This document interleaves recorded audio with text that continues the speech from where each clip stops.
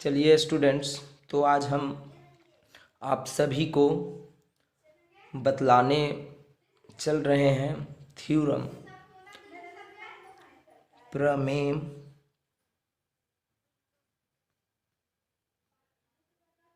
6.1 NCERT book में। इसे हम लोग कहते हैं थेल्स प्रमेय। थेल्स प्रमेय। तो स्टूडेंट्स, हम चलते हैं थेल्स प्रमेय को पहले लिखते हैं। तो थेल्स प्रमेय क्या है वो देखिए। किसी त्रिभुज में एक भुजा के समानांतर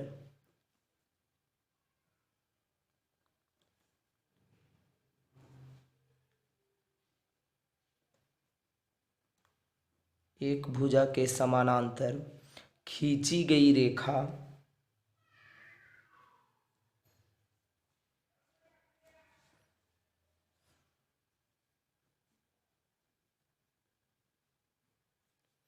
त्रिभुज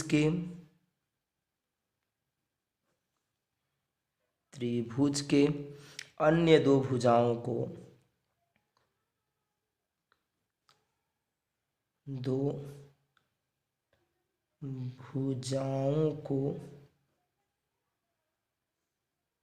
समानुपाती खंडों में बांटती है।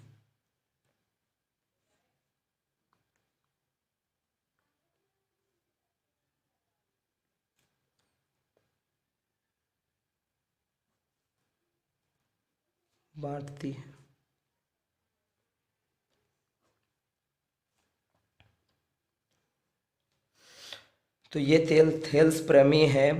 किसी त्रिभुज में एक भुजा के समानांतर खींची गई रेखा त्रिभुज के अन्य दो भुजाओं को समानुपाती खंडों में बांटती है।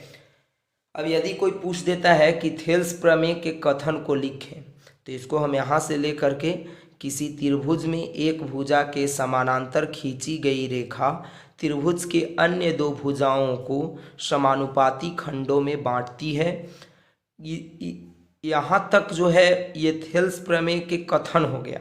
कभी कभी 2 नंबर में पूछ देता है कि थेल्स प्रमेय के कथन को लिखें, तो यहाँ से यहाँ तक लिख लेंगे। तो चलिए स्टूडेंट्स, अब हम चलते हैं कि इसे कैसे आखिर प्रूफ करेंगे। तो देखिए, फर्स्ट ऑफ ऑल एक त्रिभुज बना लेते हैं।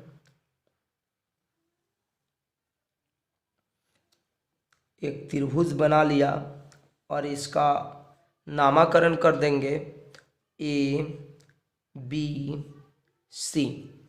तो यहाँ कह रहा था कि किसी त्रिभुज में एक भुजा के समानांतर। अब इसमें एक भुजा मान लीजिए BC हम ले लेते हैं, तो BC के समानांतर एक रेखा खींच लिया DE।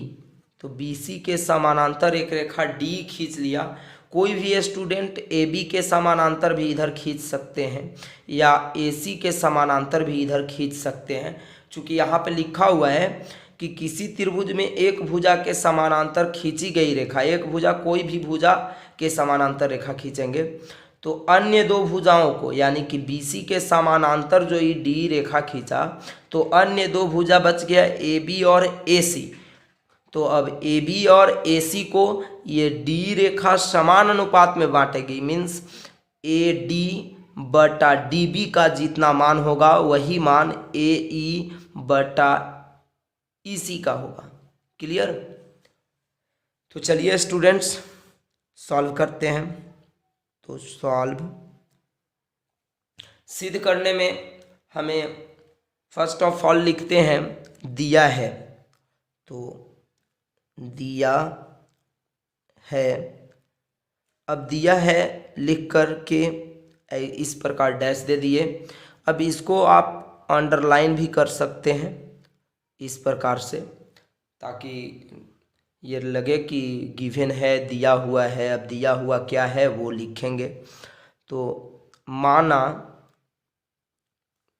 कि त्रिभुज ABC में BC समानांतर DE है। अब यहाँ पर स्टूडेंट्स बहुत सारे लोग जो है प्रश्न खड़ा करते हैं, माना क्यों लगा दिए। तो देखिए स्टूडेंट्स, माना का मतलब स्पष्ट है कि ये त्रिभुज हमने ABC मान लिया है। माना कि त्रिभुज ABC में BC समानांतर DE है। अब यहाँ पर हम त्रिभुज ऐसे कुछ भी मान सकते हैं, XYZ या PQR। तो इस प्रकार से हम शुरू में माना लगाए हैं कि माना कि त्रिभुज ABC में BC समानांतर DE है। तो ये दिया हुआ है। अब हमको सिद्ध करना है, सिद्ध करना है। अब सिद्ध इसमें करना है क्या कि जो ये समानांतर रेखा खींची गई दो भुजा को समान अनुपात में बांटेगी। मीन्स त्रिभुज ABC में AD बटा DB बराबर AE बटा EC है, ये सिद्ध करना है। अब आती है बात, तो अब सिद्ध करना जैसे दिया है जो उसको लिख सकते हैं गिवेन। सिद्ध करना है तो अब इसको लिख सकते हैं टू प्रूफ दैट।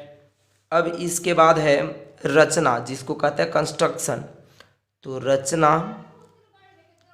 रचना में अब हम करेंगे क्या स्टूडेंट्स कि इसमें DC को मिला देंगे, डॉटेड लाइन से मिलाएंगे।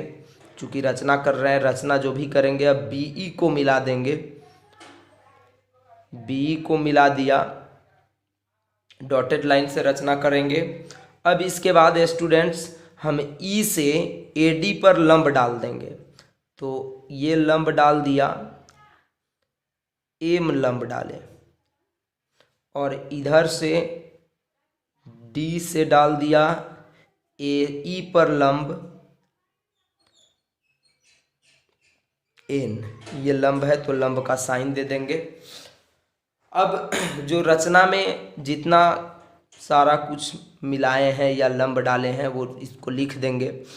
तो लिखेंगे त्रिभुज ABC में BE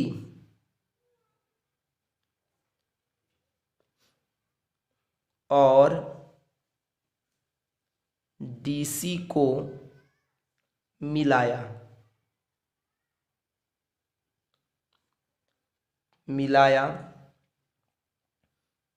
तथा मिलाने के बाद क्या किया, EM लंब AD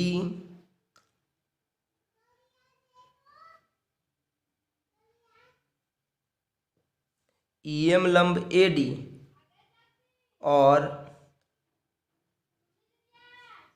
DN लंब AE खींचा। इस प्रकार से जो रचना में किया वो लिख दिया।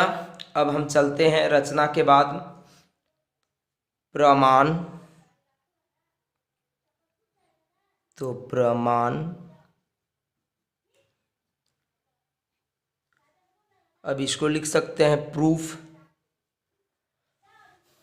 प्रमाण में अब चलते हैं कि अब हमेशा हम एक चीज़ को ध्यान देते रहते हैं कि दिया है, दिया क्या है, सिद्ध क्या करना है और रचना हमने क्या किया है। तो प्रमाण में अब देखेंगे फर्स्ट ऑफ ऑल कि AD और DB ये हमें लाना है। तो AD को हम देखें, AD यहाँ है, तो AD त्रिभुज ADE का आधार AD है। तो हम चलते हैं त्रिभुज ADE का क्षेत्रफल। स्टूडेंट्स आप जानते हैं कि त्रिभुज का क्षेत्रफल 1/2 गुना आधार गुना ऊंचाई होता है। ऊंचाई होते हैं। तो स्टूडेंट्स अब ADE जो त्रिभुज है, अब इसमें हम आधार AD ले रहे हैं क्योंकि हमें AD लाना है। तो अब आधार तो 1/2 आधार AD लिया, तो आधार AD ले रहे हैं तो स्वाभाविक है कि AD पर जो लंब डाला गया है वो ऊंचाई हो जाएगा, यानी कि EM ऊंचाई हो जाएगा। अब देखेंगे कि हमें लाना है DB। तो DB स्टूडेंट्स EDB ये त्रिभुज का आधार होगा। तो लिखेंगे और त्रिभुज EDB का क्षेत्रफल,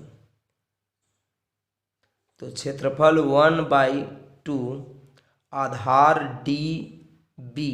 तो स्टूडेंट्स ऊंचाई हम DB पर जो है लंब डाला गया है, तो DB पर लंब डाला गया है EM, तो ऊंचाई EM हो जाएगा।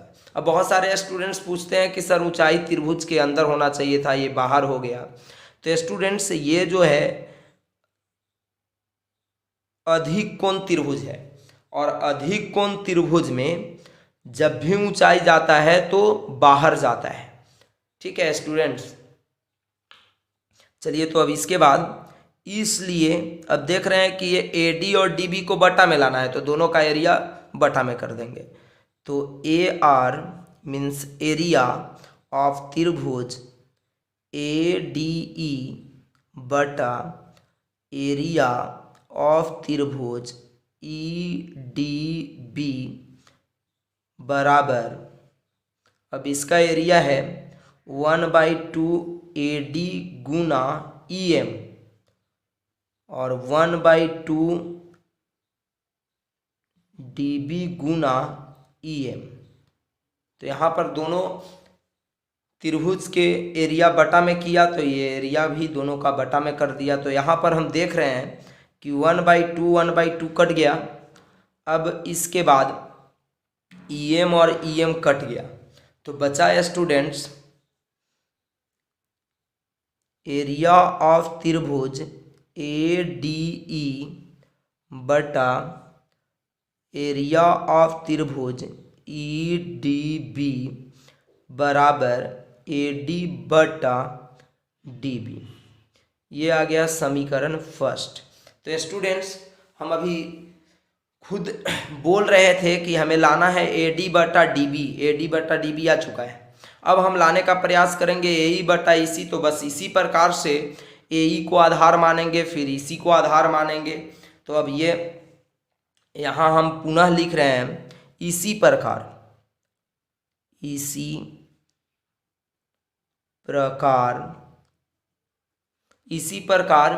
अब स्टूडेंट्स थोड़ा सा पुनः चित्र को देख लिया जाए कि हमें लाना है AE। तो AE लाना है, तो हम AE यहाँ देख रहे हैं, तो त्रिभुज चलेंगे ADE में। तो ADE में चलेंगे स्टूडेंट्स,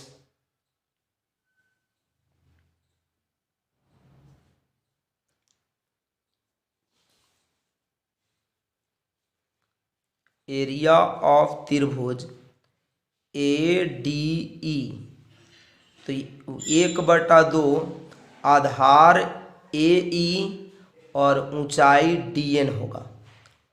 आधार थोड़ा सा फिर देख लिया जाए कि त्रिभुज ADE में आधार AE लिया तो ऊंचाई DN हो गया।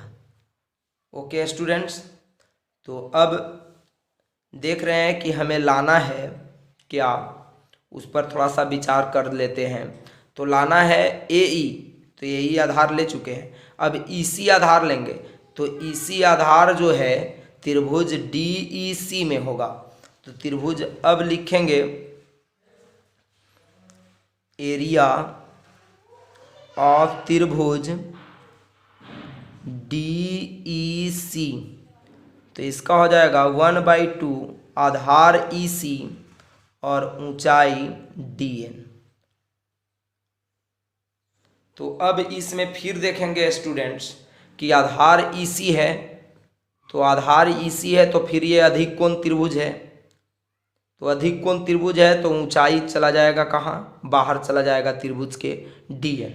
तो यही लिखे हैं। अब हमें सिद्ध जो करना है वो बटा में करना है। तो अब यहाँ पर भी ये दोनों के एरिया को बटा में कर देंगे और इसको भी बटा में कर देंगे। तो बटा में करने से हमें प्राप्त हुआ कि ये दोनों कट गया और ये दोनों कट गया। तो कटने पर जो प्राप्त हुआ लिखते हैं, एरिया ऑफ त्रिभुज ADE बटा एरिया ऑफ त्रिभुज DEC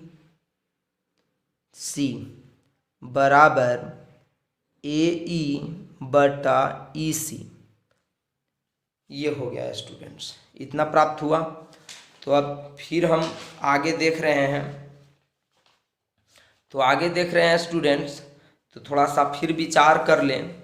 चूँकि क्लास 9 में आप लोग खुद पढ़ चुके हैं कि दो समानांतर रेखा के बीच एक ही आधार D पर त्रिभुज EDB और त्रिभुज DEC, एक ही आधार DE पर त्रिभुज EDB और DEC स्थित है। तो दोनों का एरिया बराबर होगा, क्योंकि D पैरेलल BC है, समानांतर है, जिसके कारण बराबर हो रहा है। तो स्टूडेंट्स अब समानांतर है, इसके कारण बराबर जब हो रहा है तो वही चीज़ को पुनः हम लिखने जा रहे हैं। तो चलिए अब लिखते हैं स्टूडेंट्स।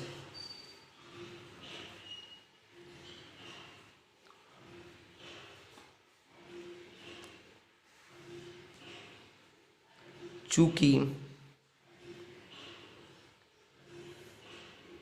त्रिभुज ABC में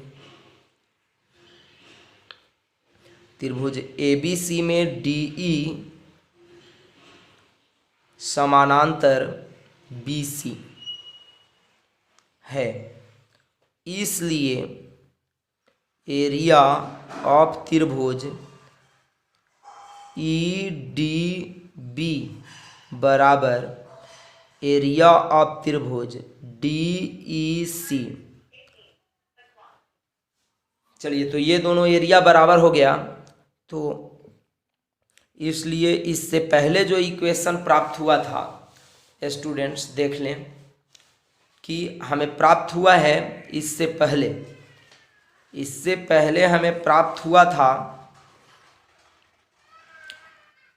क्या चीज़ प्राप्त हुआ है, त्रिभुज ADE बटा त्रिभुज DEC ना। तो DEC का एरिया जो है, DEC का एरिया EDB के एरिया के बराबर है, अर्थात तब इसको हम चेंज कर सकते हैं, उसके जगह पर EDB हम लिख सकते हैं। तो ऐसे कंडीशन में देखिए लिखेंगे एरिया ऑफ त्रिभुज ADE बटा, अब DEC लिखना है तो क्या लिखेंगे, तो DEC जो है EDB के बराबर है। तो एरिया ऑफ त्रिभुज EDB बराबर था क्या, AE बाई EC।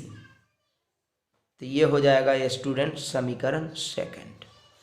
तो ये समीकरण सेकंड हो गया। तो अब चलते हैं समीकरण फर्स्ट और सेकंड से।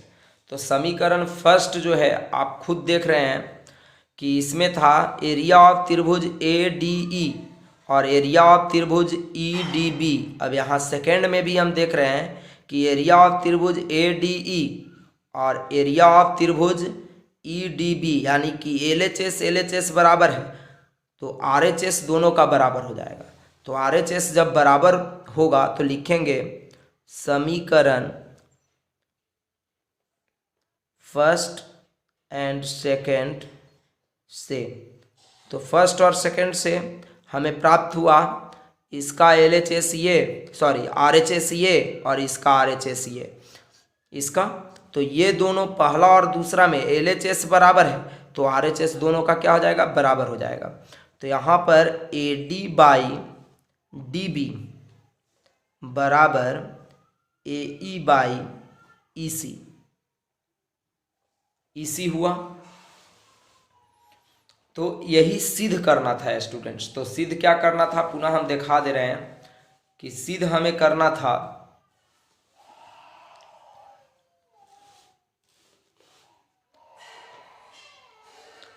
AD बाई DB बराबर AE बाई EC।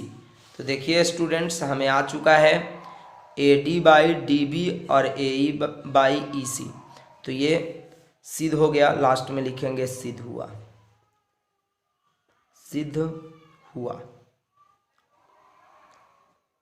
सिद्ध हुआ या प्रूव्ड लिख सकते हैं। तो इस प्रकार से हम थेल्स प्रमेय को स्टूडेंट्स समझ चुके। अब थोड़ा सा अब हम चल देते हैं इस पर कि यदि कोई त्रिभुज है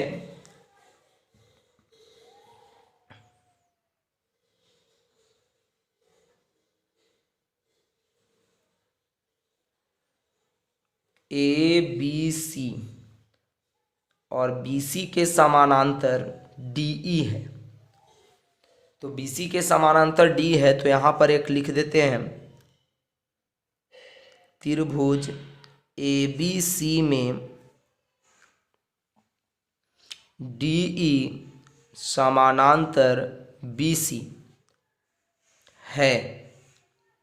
तो क्या प्राप्त होगा, फर्स्ट ऑफ ऑल AD बटा DB बराबर AE बटा EC। ये तो हमने सिद्ध किया। तो इसी प्रकार जो है, यदि AD बटा AB पूछ दिया स्टूडेंट, तो हम लिख सकते हैं AE बटा AC। अब इसी प्रकार से पूछा जाएगा तीसरा कि DB बटा AD, तो अब यहाँ पर हो जाएगा EC बटा AE। चौथा, इसी प्रकार स्टूडेंट्स यदि पूछ दिया गया DB बटा AB, तो हम जवाब तुरंत देंगे कि EC बाई AC होगा। पाँचवा, यदि पूछा गया AD बटा AE, तो जवाब देंगे DB बटा EC। तो इसी प्रकार से हम लिख सकते हैं, बहुत सारा जो फार्मूला के रूप में यूज होगा। तो AB बटा AD, तो AC बटा AE, AB बटा DB, तो AC बटा EC। तो इस प्रकार से स्टूडेंट्स हम इतने सारे फार्मूला यूज करके एक्सरसाइज में मैथ्स को सॉल्व करेंगे। तो ये था स्टूडेंट थेल्स प्रमेय। अब हम चलते हैं जस्ट इसका जो उल्टा है थेल्स प्रमेय का, विलोम जिसको कहते हैं, उसको सिद्ध करने के लिए अब चलते हैं। तो स्टूडेंट्स ध्यान दीजिएगा, चूँकि एक थेल्स प्रमेय तो हमारे समझ से आप लोग को बहुत बेहतर तरीके से समझ में आ गया होगा, और नहीं तो फिर वीडियो को सावधानी पूर्वक आप देखिएगा स्टूडेंट्स, बिल्कुल समझ में आएगा। अब चलते हैं प्रमेय 6.2 NCERT। अब इसमें क्या कहता है, इसको हम कहते हैं थेल्स का विलोम, लिख देते हैं थेल्स का विलोम। यानी कि अभी जो हमने प्रमेय सिद्ध किया उसका ठीक उल्टा अब है। तो इसमें क्या है,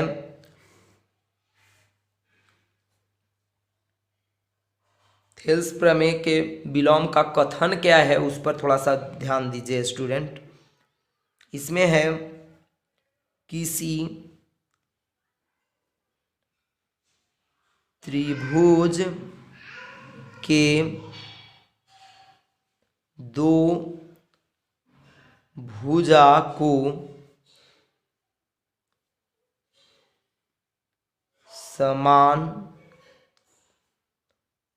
अनुपात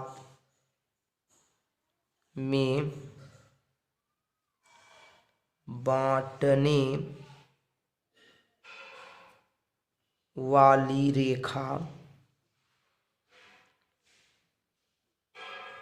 त्रिभुज के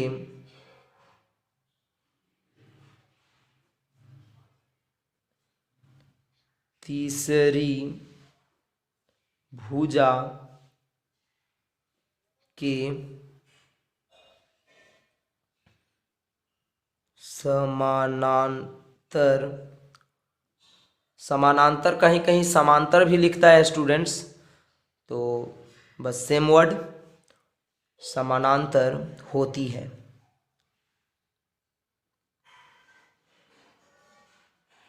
चलिए स्टूडेंट्स, तो ये थेल्स का विलोम का कथन है। किसी त्रिभुज के दो भुजा के समान अनुपात में बांटने वाली रेखा त्रिभुज के तीसरी भुजा के समानांतर होती है। ठीक उल्टा दिया हुआ है। तो चलिए अब सबसे पहले हम फिगर को ड्रा कर लेते हैं।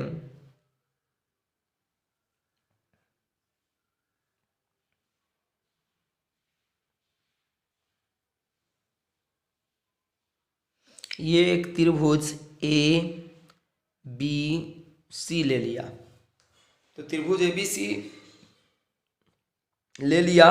अब ये एक रेखा ले लिया डी ई, जो त्रिभुज के दो भुजा ए बी और ए सी को समान अनुपात में बांट रही है, यानी ए डी बटा डी बी ए ई बटा ई सी के बराबर है। तो हमको सिद्ध करना है कि ये और ये रेखा समानांतर है। तो चलिए अब सॉल्व की ओर चलते हैं, सॉल्व करते हैं।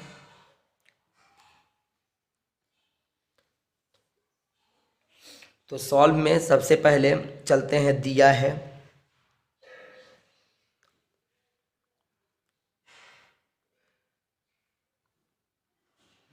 अब दिया है मैं स्टूडेंट्स, क्या दिया है ये लिखते हैं। तो यहाँ पर पढ़ेंगे, किसी त्रिभुज में दो भुजाओं को समान अनुपात में बांटने वाली रेखा, यानी कि माना कि त्रिभुज ए बी सी में ए डी बटा डी बी बराबर ए ई बटा ई सी है। अब स्टूडेंट्स हमें सिद्ध करना है, दिया है गिवन, अब सिद्ध करना है टू प्रूफ। सिद्ध करना है, अब सिद्ध क्या करना है कि समानांतर होगी तीसरी भुजा की, यानी त्रिभुज ए बी सी में डी ई समानांतर बी सी है। हमें ये सिद्ध कर देना है। चलिए अब रचना है स्टूडेंट, तो रचना लेते हैं। अब रचना में स्टूडेंट्स क्या कर रहे हैं, थोड़ा सा ध्यान दीजिएगा कि एक अन्य रेखा खींच ले रहे हैं। एक अन्य रेखा ले लिया,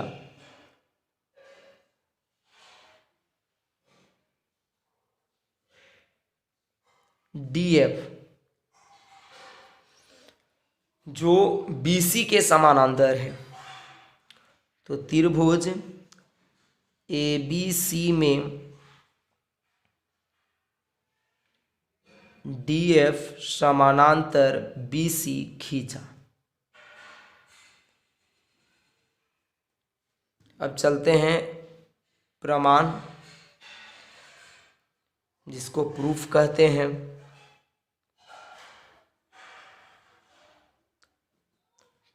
प्रमाण में स्टूडेंट्स, तो प्रमाण में अभी हम रचना में जो समानांतर लिए उसी से चलते हैं, आगे हम बढ़ते हैं। त्रिभुज ABC में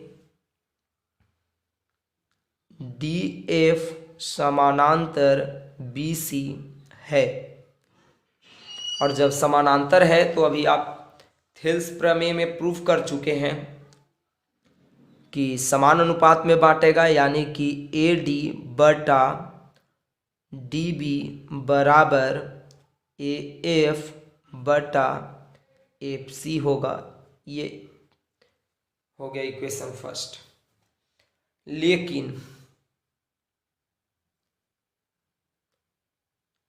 लेकिन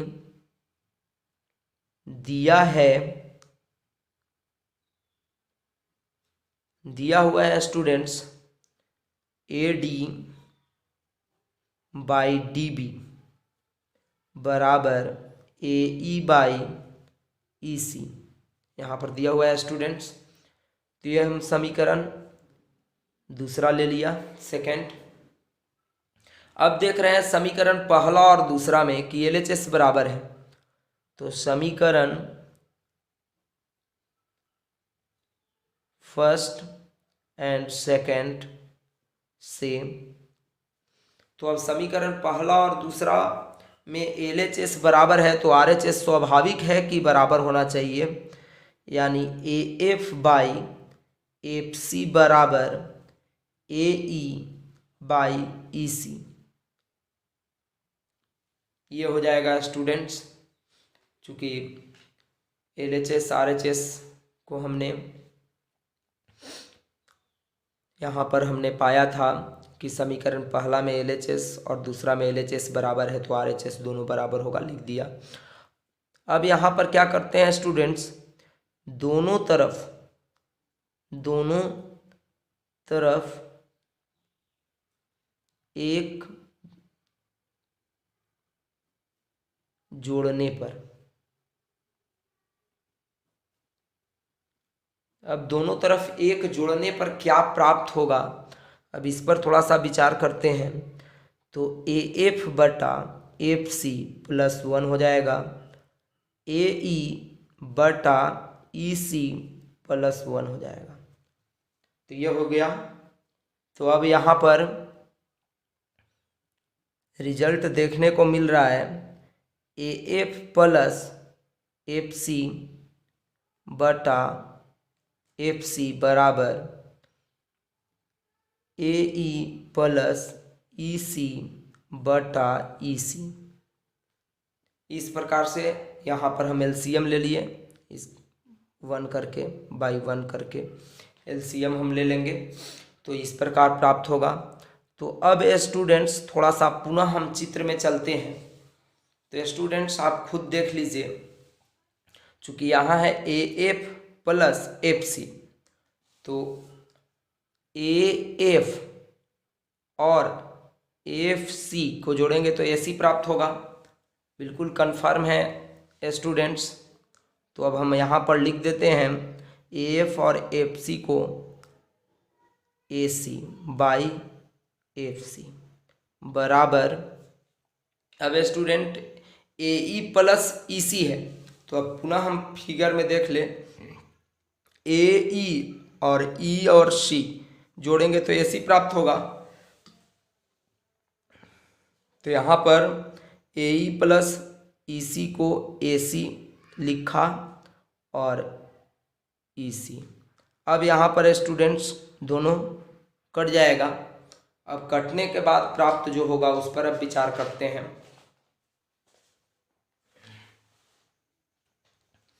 तो कटने पर स्टूडेंट्स प्राप्त हुआ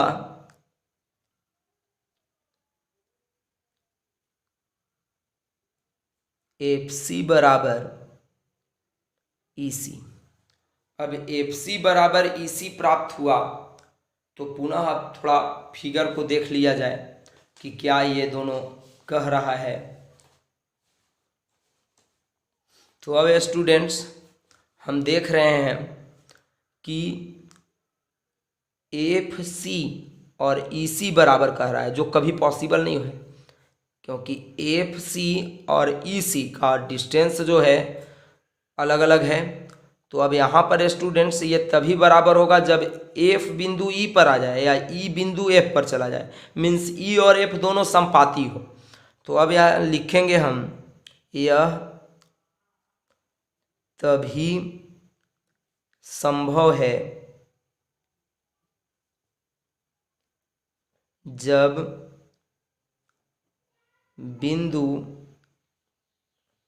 ई और एफ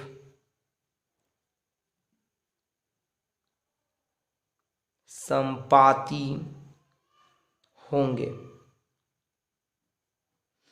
अब ई और एफ समपाती होंगे तो आप खुद समझ रहे हैं कि जब ये दोनों बिंदु समपाती हो गए तो डी एफ समानांतर बी सी खींचा था तो डी ई समानांतर बी सी हो जाएगा। तो इसलिए त्रिभुज ए बी सी में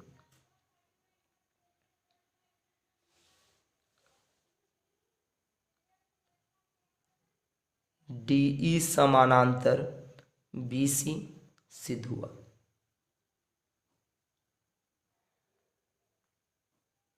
तो इस प्रकार से थेल्स और थेल्स का विलोम हमने बताया। अब स्टूडेंट्स बात आती है कि त्रिभुज है तो उसमें जो चैप्टर हम चल रहे हैं उस चैप्टर में आपका प्रश्न होगा, कभी कभी देता है क्या कि बताएं कि डी समानांतर बी सी है या नहीं। तो ऐसे कंडीशन में अब जो स्टूडेंट्स दिया हुआ रहेगा उसको हम क्या करते हैं देख करके, और इसके बाद जो है समान अनुपात दो भुजा का देखते हैं। यदि दोनों भुजा का समान अनुपात आता है तो हम लिखते हैं कि डी समानांतर बी सी है। तो त्रिभुज का जो नाम दिया हुआ है उस पर डिपेंड करता है। तो स्टूडेंट्स हम समझते हैं कि जो आपको थेल्स और थेल्स का विलोम समझाया गया आप लोग को बिल्कुल समझ में आ गया होगा। ऐसे हम इस पर आधारित थोड़ा सा प्रश्न बता देते हैं। जैसे यदि रहा एग्जाम्पल फर्स्ट में रहा त्रिभुज ए बी सी में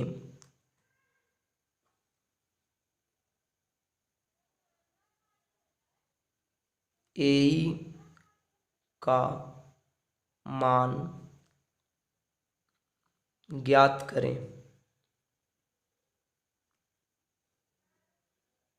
जिसमें ए डी बराबर 2 सेंटीमीटर, डी बी बराबर 4 सेंटीमीटर,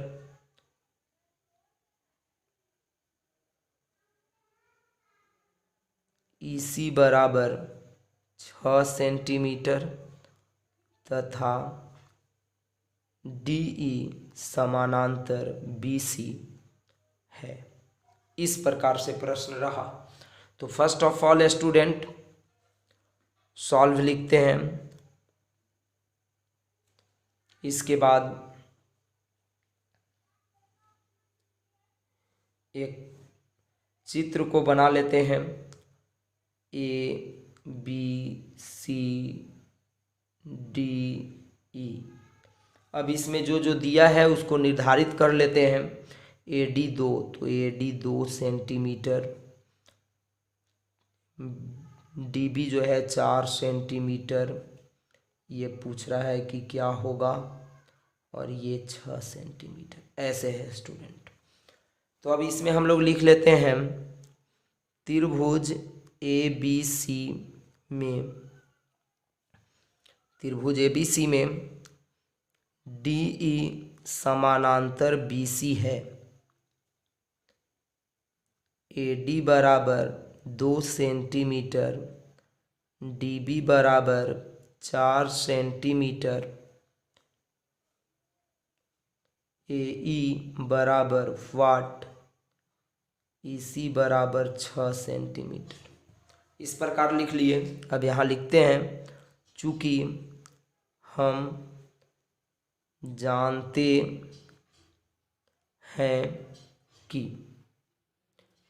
हैं कि यहाँ पर कोष्ठ में लिख सकते हैं थेल्स प्रमेय से, थेल्स प्रमेय से।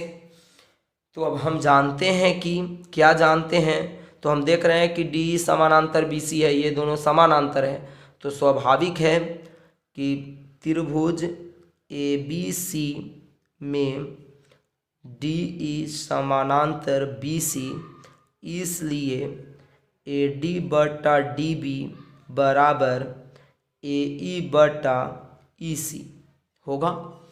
तो अब यहाँ पर वैल्यू पुट कर देंगे स्टूडेंट। तो वैल्यू जब पुट करेंगे तो 2/4, क्योंकि AD 2 था, अब DB जो है सो 4 है, अब AE मालूम नहीं और ये 6 है। तो अब ऐसे कंडीशन में ये काट देते हैं स्टूडेंट।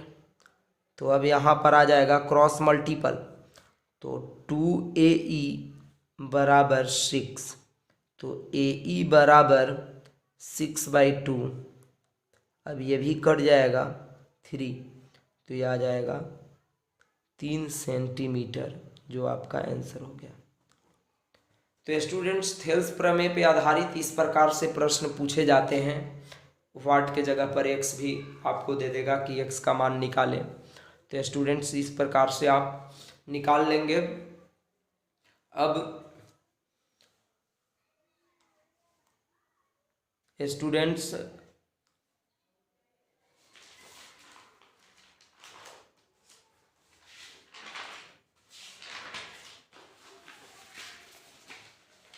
थेल्स के जो विलोम है उस पर एक प्रश्न को हम बता देना चाह रहे हैं कि थेल्स का विलोम जो है उस पर कैसा प्रश्न होगा। तो स्टूडेंट्स, चलिए उसको भी हम लोग देख लेते हैं एग्जाम्पल 2 के रूप में। एग्जाम्पल 2, अब यदि रहा त्रिभुज ABC में AD बराबर 3 सेंटीमीटर, DB बराबर 4 सेंटीमीटर, AE बराबर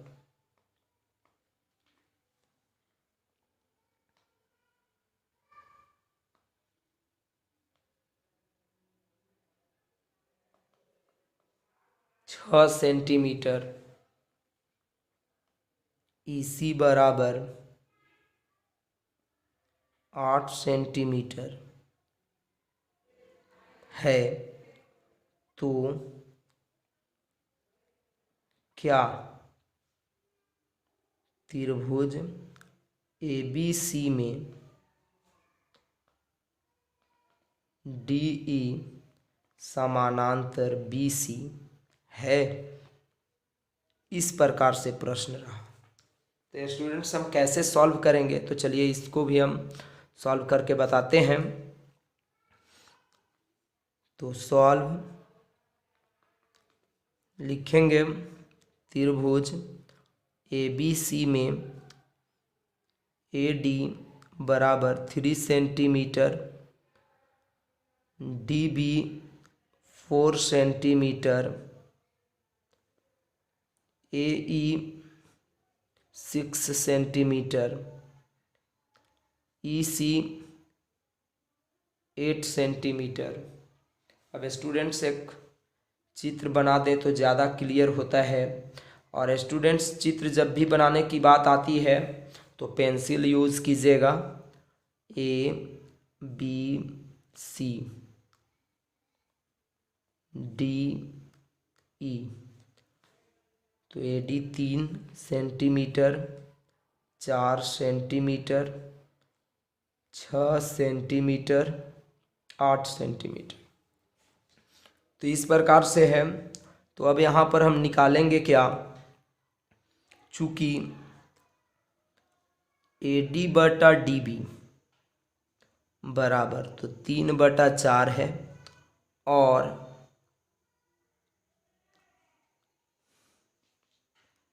AE बटा EC निकाल लेंगे तो 6/8 3/4 प्राप्त हुआ।